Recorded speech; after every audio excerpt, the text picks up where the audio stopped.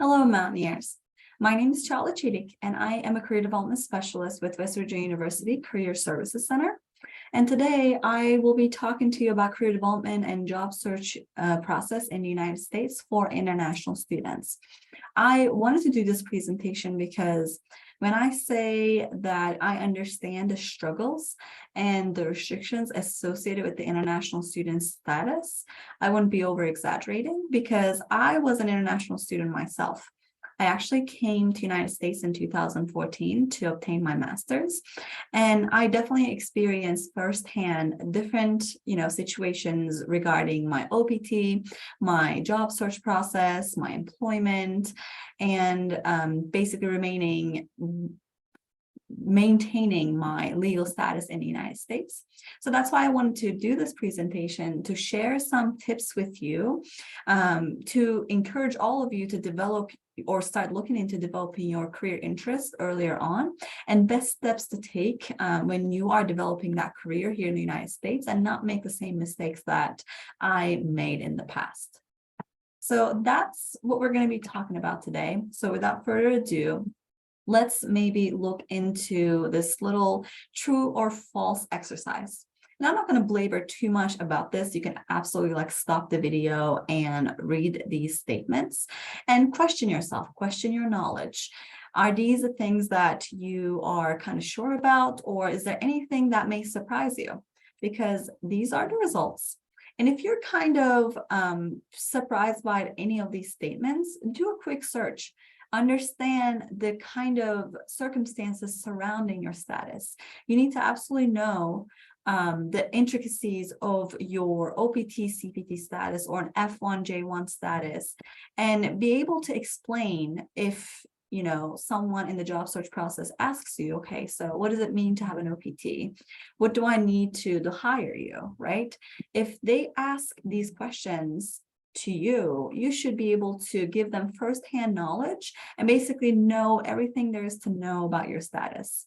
You have to be your own advocate in this process, and don't assume that they're going to know, companies or HR professionals know everything there is to know about what it means to being an international student, because they don't. And oftentimes you will have to educate them. So one thing that I will point out in this slide is when looking for a job, you should always search in big cities and major metropolitan areas rather than smaller towns or less popular regions in the United States, because more jobs are likely to be available there. So this is number 3. And oftentimes this trips a lot of my students, and it's false. Oftentimes people come into this with the misconception of, I need to only apply to big companies, giants like Google, Microsoft, Amazon. Otherwise, the smaller companies won't be willing to or have the knowledge of how to sponsor or how to hire an international student.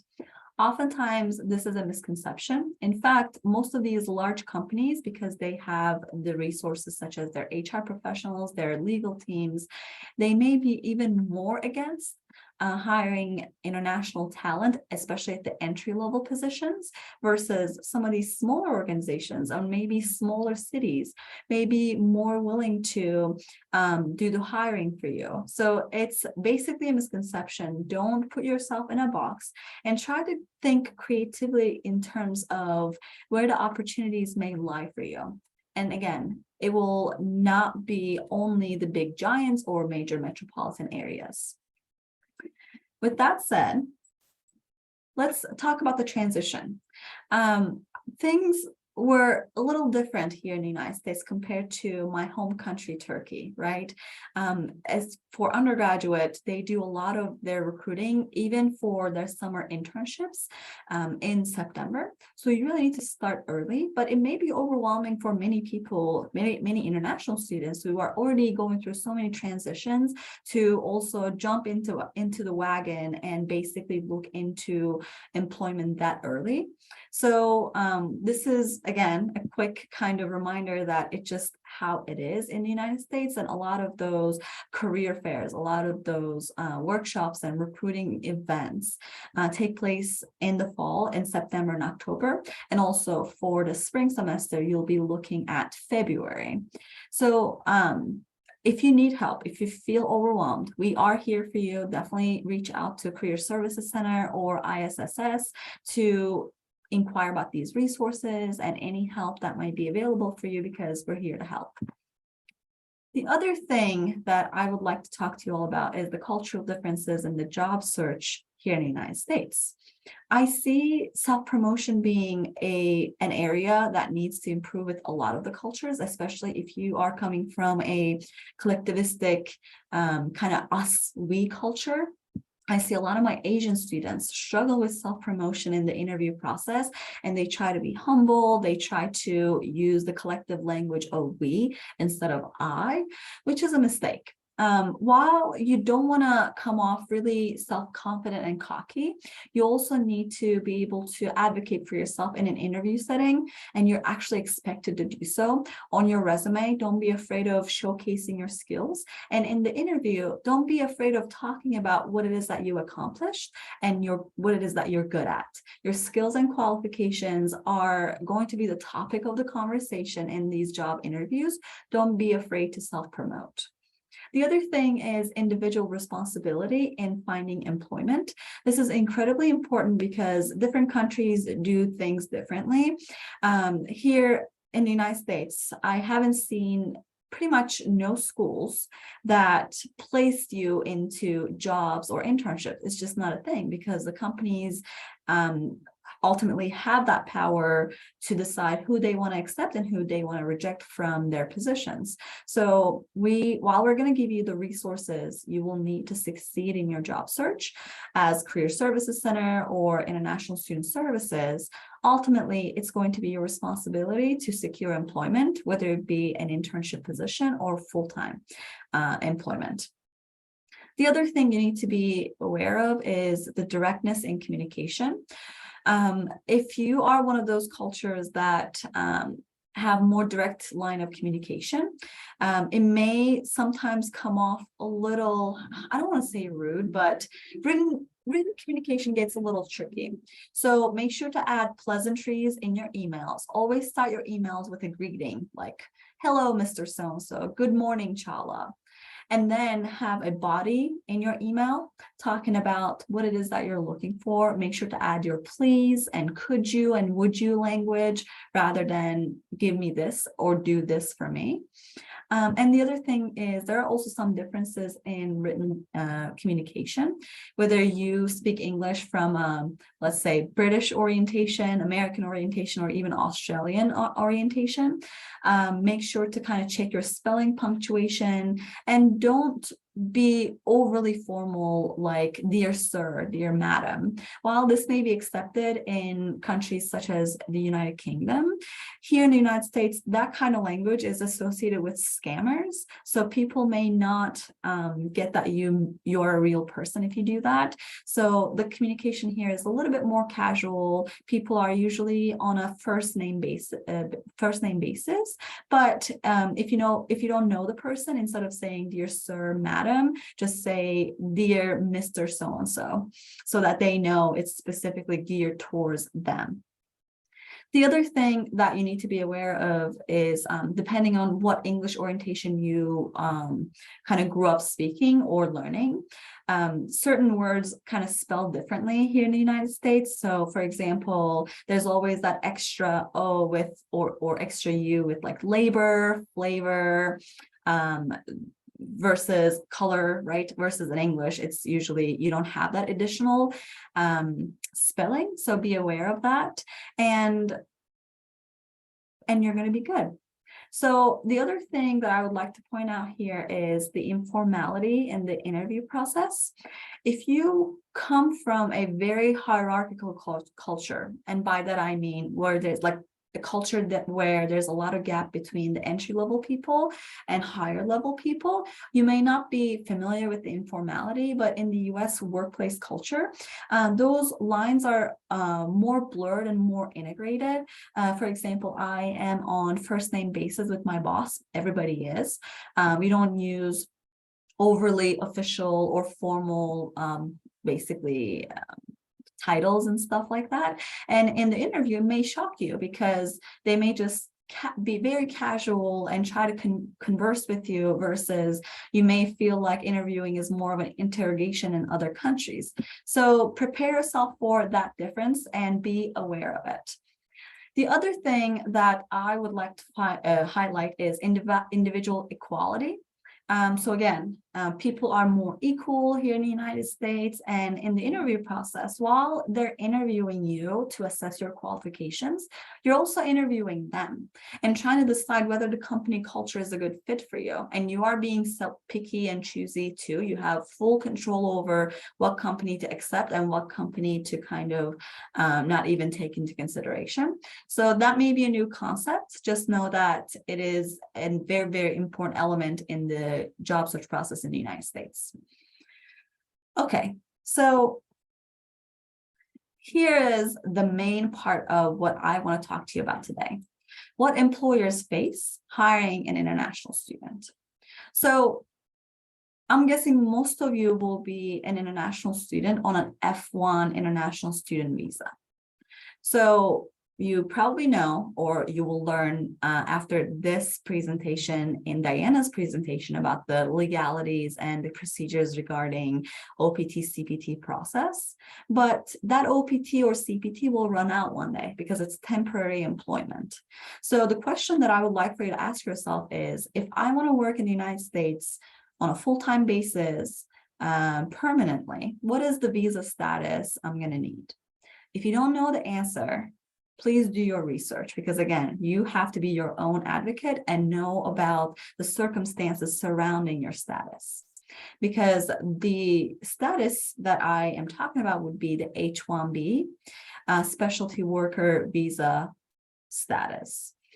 Essentially, that's basically the visa you will fall into if you want to work in the United States on a full-time basis, even though it has a 3-year kind of limitation to it. You can extend it by another 3 years, and during that time frame, if the company works with you, you may entertain the possibility of permanent residency through H-1B, like through your employment, through your employer sponsoring you. Okay, so that's one path to permanent residency, and the other paths would include marriage or sponsorship through a family member, etc.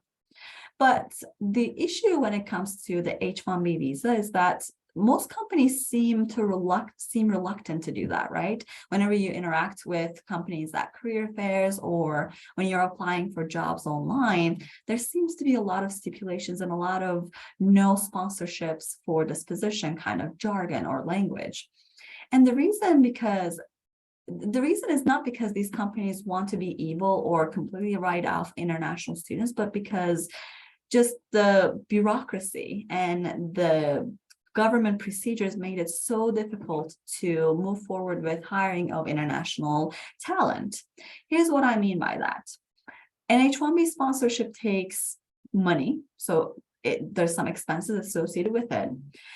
It requires legality, which a lot of companies try to stay away from, but they will likely to work with an attorney to complete your sponsorship, like that process, the paperwork.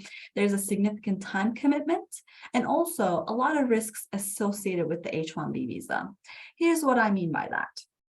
Annually, there is a limited amount or limited number of H-1B visas the government gives out. Let's say this number is 65,000. But over time, the applicants for this visa type far exceeded the number of available visas. Let's say for that year, they received 200,000 visa applicants for the H-1B, 200,000 sponsors or sponsorships. How do you think they're going to allocate that 65,000 and basically write off rest of the people and not consider them? You may be thinking, well, they're going to probably do it based on qualifications, based on education level. And if you think that, unfortunately, you're wrong. What they're going to do is they're going to put all of these candidates, all of these sponsored international people in an applicant pool, and they're going to do random drawing. So at the end of the day, after the company puts in their resources, their money, their legal teams to sponsor for you, it's going to be up to the luck factor to determine whether or not you're going to get the H-1B sponsorship. So this is the main reason why a lot of companies seem to be reluctant to do the sponsorships for international talent, but it is not impossible. There are ways to get sponsored and work in the United States permanently if that's your goal for the future. So let's maybe then talk about some strategies to obtain this visa status. So first and foremost, in order to be considered for employment, whether you are an international student or a domestic student, you have to be better than your competition.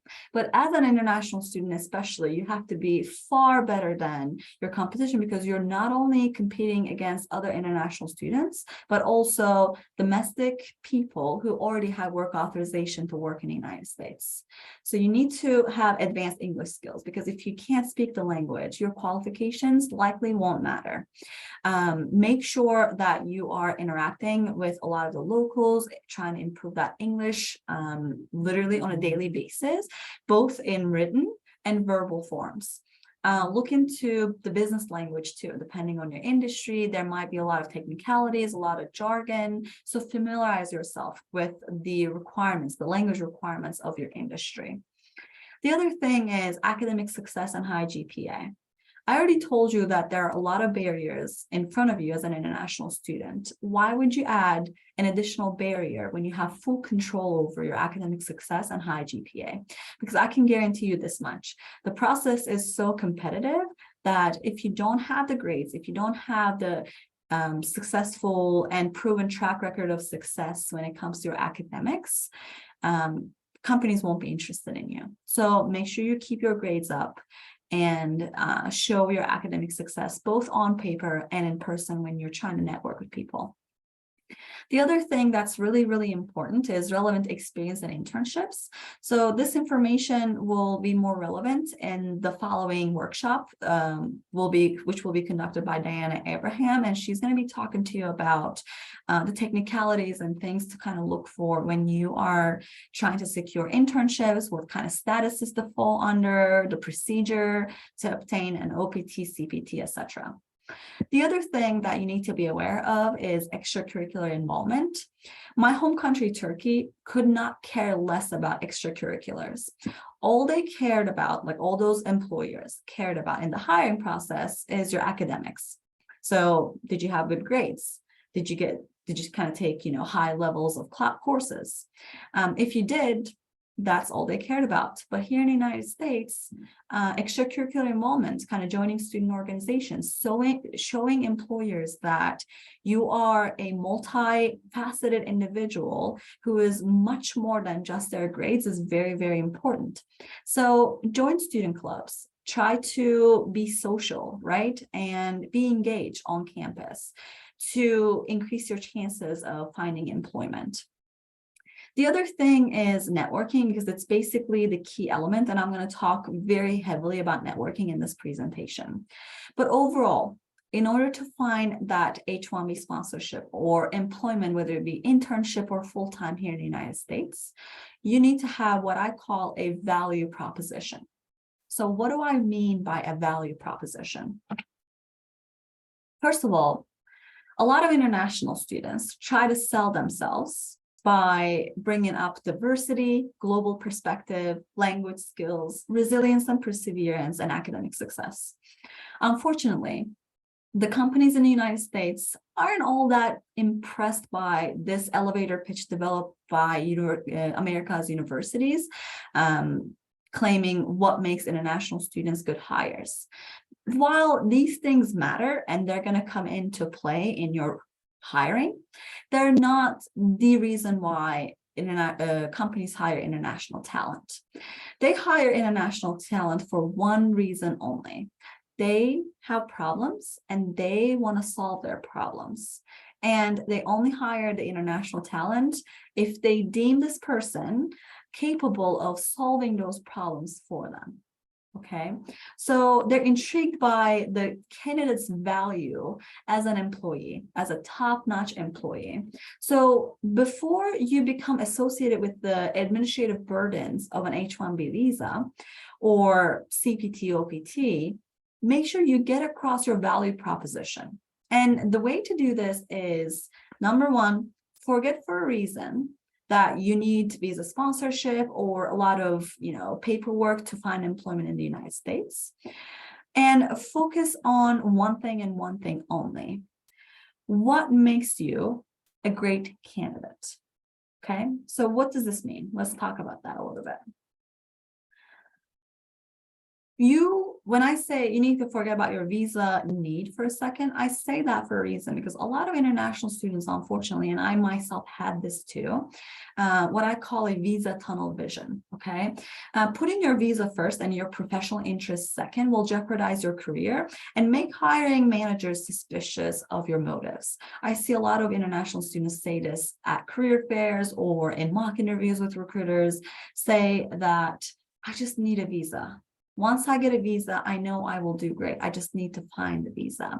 When you say that, and the moment the hiring manager becomes suspicious that you are hunting for visas, your employment or your candidacy will be terminated immediately. So remember, the companies will only sponsor, okay, if you lead to a solution that they're looking for. If you have the qualifications and skills that are very high in demand in their industry, that's what they're going to hire you. So it's really important that you think about this for a second. Why would someone invest their resources, their time, and to get me a visa sponsorship? Why would they do that for you? If you can't find a compelling business reason, then you have some thinking to do, because value proposition, or the value that you offer to employers, determining this will be completely up to you. So think about it for a second. Think about your industry. What do you do really well? What are you learning through your undergraduate degree or your master's? Is it maybe groundbreaking research skills, different softwares and different programs that will really set you apart? Is it maybe is it maybe technology skills, niche qualifications? Let's say you know a lot of like softwares and data, different programs, programming languages, let's say if you're a computer science major, that will set you apart from your competition. So think about this for a second, because it's going to be completely up to you, depending on your industry, to determine what's going to make you the most valuable candidate that companies will want to sponsor. But again, that has to be, your value proposition has to be a compelling business reason for the employers. So once you determine your value proposition and what makes you really unique and worthy of sponsorship, you need to also understand the US job search process. Unfortunately, international students are just so easy to filter out of the process, right? Whenever you're in the job search, you'll often realize or notice these questions, kind of screening questions in the application, asking you if you're legally authorized to work in the United States. And you might think, yeah, I have my OPT, I am authorized to work in the United States, no problem, check. And here's how they get you. After that question, they oftentimes will ask the second question. Will you now or in the future require sponsorship for employment visa status? That is H-1B visa status. So even if you have work authorization through your OPT, that's going to run out one day, and you're going to basically fall under the second category. And the moment you check that box, and if the company has a very strict no international hire policy, you're going to be eliminated by the system. You won't even be basically forwarded into an HR manager's desk to take a quicker or more intimate look at your qualifications. So you're not going to get to basically pitch that value proposition that we talked about in the previous slide. So in order to be successful in the US job search process, you need to think outside of the box, and you need to think very creatively. Here's what I mean by that. Here's an idea, and I know it's very non-traditional, but hear me out. If you want to talk about your value, avoid HR, and avoid HR at all costs, okay? Never give a chance to someone to say no to you when they didn't have the power to say yes to begin with. I'll repeat that. Never give someone the chance to say no to you when they didn't have the power to say yes to you to begin with. So HR is a department that assists the organization. And I'm going to talk about it very kind of in depth in the next slide. But essentially, if you follow the traditional job search methods that a lot of domestic students, a lot of US nationals follow, you will oftentimes realize that there's an application black hole effect, where you're going to apply to so many positions that make you go, oh my God, I am a great fit for this position. I have all the qualifications that they're asking for. Why didn't I get a call back? Right? So that's called the application black hole effect. And unfortunately, in your online applications, you will experience that a lot.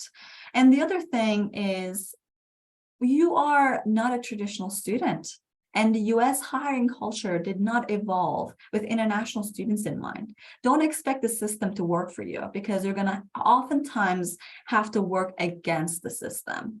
So if you may be asking yourself right now, okay, then what do I do? How do I basically talk about my value and get at least an interview? Well, there's a better way, and that's what I'm going to talk to you about next. So this is the US hiring culture, right? Every organization has the department where you would have your colleagues, right? Here, my career development specialist or experiential learning manager, the office manager, these are all my coworkers. They're my team members. They're my colleagues. And then here at Career Services, that is. So we also have our director above us, and he would be considered the hiring manager, because ultimately he has the ultimate power to make the hiring decisions. He puts together a committee. He obviously takes the committee's, advice and feedback into consideration. But at the end of the day, he has the final say. So that would be the hiring manager. In our office, this person is our director. And then there's also company upper management. So for WVU, it would be President Gee, the provost, and other higher up officials, okay? And then there's also HR, which is talent and culture here at West Virginia University. So how it works is that, or the hiring process works for this institution, which is a pretty good example of US hiring in general. Our boss hiring manager creates a job posting, pass this job posting to HR and say, I need X number of candidates for an interview that fit all of these qualifications. Please do the initial screening and send me, let's say, 7 people. And then we will determine the top 3 from that 7 people, and we will interview them and offer the position to one of them. So that's where the HR comes into play. Their role is to assist departments, because my boss has his own responsibilities. He doesn't have the time to do the screening and all that initial process, because he has to manage this department. So HR does it for him. If he says, I don't want to consider any international talent, screen out all the international candidates, that's what HR will do. Or if the company has that policy, HR will basically screen out all the international applicants. But here's the trick. Once they get their commands from the department and the department needs. If my boss were to tell them, hey, I'm open to hiring international, domestic, doesn't matter what kind of qualifications, the qualification requirements are kind of broad, as long as you give me X, Y, and Z. And guess what? In that case, human resources will give him exactly what he needs.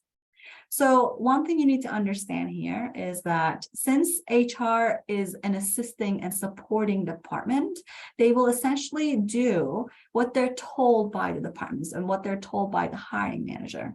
So here's the trick.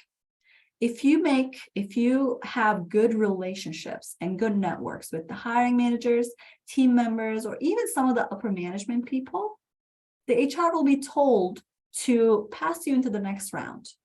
And if they get that information from the upper management or the directors or the hiring managers, guess what? You will be passed into the next round of the interview.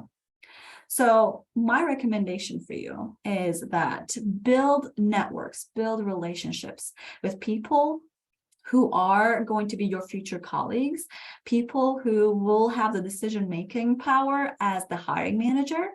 And if you build relationships with them, HR will be calling you. So it's plain and simple. A good example here would be, and I'm going to be a little vulnerable and share my story, right? So when I was doing my master's degree here at the BVU, we had an internship requirement. So I knew that I was interested in career counseling. So one day I literally walked into career services and there was a front desk person. And I told her that I'm really interested in getting an internship here at Career Services Center. And she was super nice. And she was like, actually, our associate director is right in the back. If you're interested, I can go get her and see if you can talk to her. I'm like, yeah, absolutely. So she comes out, we click immediately, and she calls me in for an interview, kind of like an informal interview the following week. So I show up, we talk about it, and they're like, okay, yeah, come do your internship here. So I secured the internship and worked as career services intern for a little over a year. And during that time frame, I made sure to build really good relationships from everybody, from the student workers to higher up, our director, and everybody in between, all my colleagues, our front desk people, everybody. So as I was nearing the end of my education and struggling to find employment as an international student, one day I lost all hope because I didn't get any calls and it was frustrating. I actually got 3 text messages from 3 different people here at Career Services Center saying that, hey, we have a position coming up pretty soon as a career development specialist. As an intern, you work great. You should definitely apply. So I can tell you this much. If I didn't work here as an intern, if I didn't build the relationships and the networking aspect, I would have never gotten those text messages. And honestly, I probably wouldn't have gotten hired as a career development specialist, because hiring me involves some paperwork, some bureaucracy, and if they could avoid it, they would have avoided, right? By hiring a domestic person who already has the work authorization and all that stuff. So the bottom line is that me networking into my position opened a lot of doors for me, and it can open a lot of doors for you as well. So never underestimate the power of networking, and try to think creatively and outside of the box when it comes to finding employment here in the United States. So, like I said, this is the basic solution, which is not to say you should stop applying online and completely focus on networking. That is not true at all. But at the same time, you need to combine your online job search strategies with networking, and combination of both will give you the most success. The path to a visa, to an H-1B visa, goes around HR straight through management. If you build those relationships, HR will be calling you. So, but when it comes to networking, you need to understand the difference between strategic networking versus guerrilla networking. You walking into a career fair and asking every single employer whether they offer H-1B sponsorship or hire international students, it's not good networking. Networking takes time and effort. You can't wait till 3 months before you graduate to reach out to people and hope that they're going to help you out, because you haven't built the relationship yet. Networking is all about building that relationship. So maybe go on LinkedIn now and start identifying professionals who are in your industry and reach out to them for advice and see if you can start a relationship. And if you give that relationship enough time, if you maybe contact this person, have Zoom meetings with this person, ask them to be your mentor, and keep fueling that relationship up, by the time you're getting ready to graduate, you're going to find some advocates in your corner. And having those advocates will make all the difference in the world. So be strategic about this. And again, give it some time. You're not going to build the networking relationship overnight. It's going to happen organically over time. So give it enough time to make sure that it is something that you benefit from. So don't only put your effort into your academics. So resumes and cover letters, your application materials matter.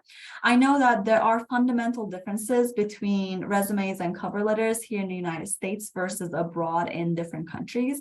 For example, in my home country, Turkey, on the resumes, they absolutely wanted to see a photo. We had to put our citizenship status, our date of birth, our marital status. If you're a male, you had to put your military service status on there as well, versus including any of this information here in the United States will eliminate you from the process immediately, because they have very strict employment discrimination laws here in the United States. So you shouldn't give any demographic information on that resume. So if you don't know where to start and what to do when it comes to creating your application materials, please go to our website at careerservices.wvu.edu. And under the Build a Resume section, if you scroll down, you will find a lot of resume templates. So actually, let me very quickly show you. So this is careerservices.wvu.edu. And if you hover over students, you'll see the Build a Resume section right here. Click on that. And there's a lot of resources here for you to use, from thank you and cover letters to resume checklists, writing better bullets. But if you scroll down, you're going to see these templates, which are incredibly helpful. Intentionally, we have Word and PDF versions of these resumes. If you don't have a resume going for you right now, you can just download the Word and plug in your information. This way, you don't have to worry about the template, you don't have to worry about the structure, and focus your energy into your content. So this is a great example of a very traditional American resume. Like you can see, there's no color, no photos, no redundant information, no hobbies. It revolves around your professional experiences and your value, right? Oftentimes there's going to be a skills section here somewhere. This one doesn't have that, but it's really important that you include your skills section, because that's where you initially make your value proposition. Again, is it research? Is it software? Is it human relationship building? Is it maybe clinical experiences? What is valued in your industry? You need to think about that and create a skills section to talk about those things. All right, let's go back to the presentation. I have a few things left to cover. All right. So there are some resources that I'm going to talk to you about. It is really important that you become best friends with USCIS's website, because a lot of the information, a lot of the technicalities around your status will be explained there. But these are all great resources. Even though I'm not going to basically go through every single one of them, I will at least demonstrate you my absolute favorite, which is Going Global. So this is something that you have access to as an international student. And normally this is a paid service, but our department pays for it. So it's going to be free of charge to you if you use the specific link we provide to you through your Handshake account. So let's maybe take you there and I can show you how to use Going Global. Now, when you log into your Handshake here, it's essentially it can be accessed to on our website at careerservices.wvu.edu. The first thing that you're going to see is the student login. So you basically use this login, and this is going to be the welcome page, the main page of Handshake. So here, you're going to want to go to the Career Center and then click on Resources. And there it is, Going Global. You will make sure to click on this and use this specific link provided to you so that you are directed to Going Global Career Services West Virginia University. This is an incredible resource not only for international students wanting to find employment here in the United States, but also international students wanting to go elsewhere, whether it be their home country or globally somewhere else. It gives you incredible resources that are called career guides based on US cities based on different countries. So if you want to go to, let's say, Venezuela or Australia, if you click on that country's guide, it's going to give you all the information you need in terms of tips and tricks about the job search process, how should an Australian resume look like, and all that good stuff. Now, there is also a very helpful jobs section. So they have their own jobs database, and they're based on country. Again, if you're not interested in staying in the United States and you are kind of looking elsewhere, you can actually, again, let's go with Australia. You can actually select that specific country, and it's going to show you all the positions. For example, for Australia, there's almost 200,000 results. Now, this is not the reason why I took you to going global. These are resources that I would like for you to kind of play around with. But if you are an international student who is interested in the OPT CPT process to obtain your internships, there's an internship section right here, which is going to be particularly important for you. It's based on the country, all the internships that you can apply for. The other thing, and the most important thing that I want to show you out of this resource, is the H-1B plus. So a lot of times international students struggle because they don't know what companies hire international students and what companies have an absolute no international student hiring policy. And oftentimes they're not transparent. They don't show that necessarily in their job search application or job application. So you spend an hour and a half filling out an application. And then if the company doesn't hire international students, you just wasted that hour and a half. And we don't want you to do that. We don't want that to happen to you. And that's where this beautiful tool comes into play.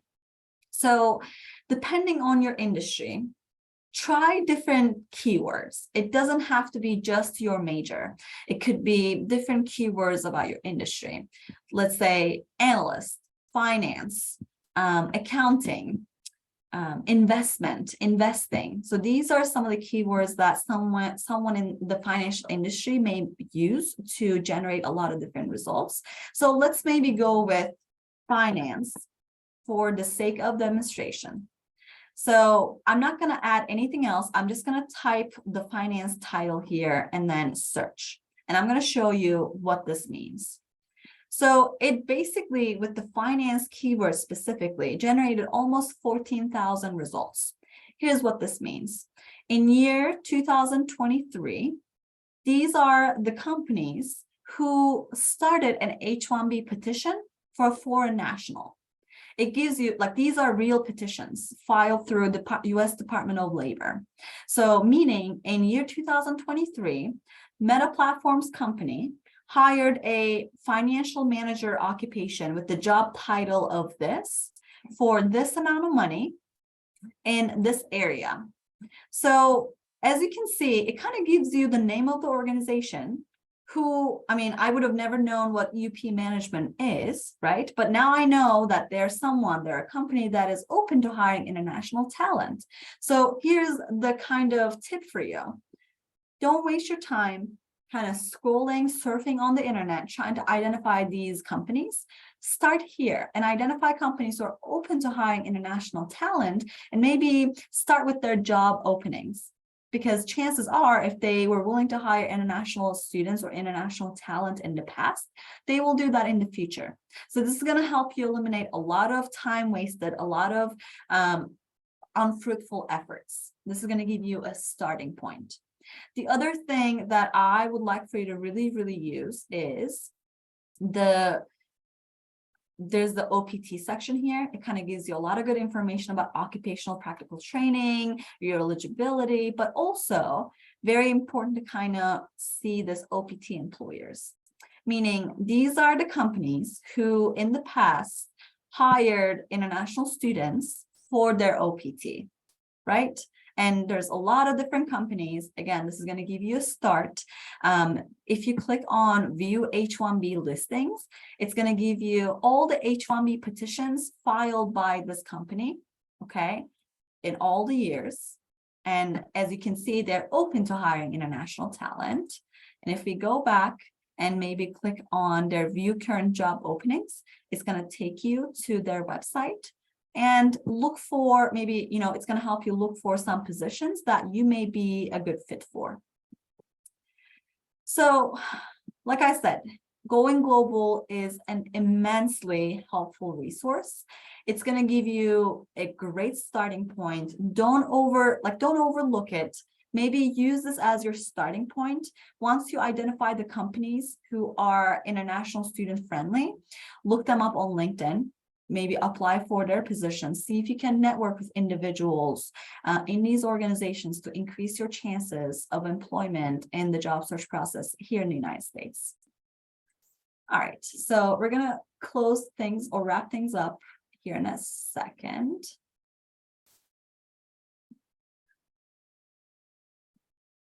All right.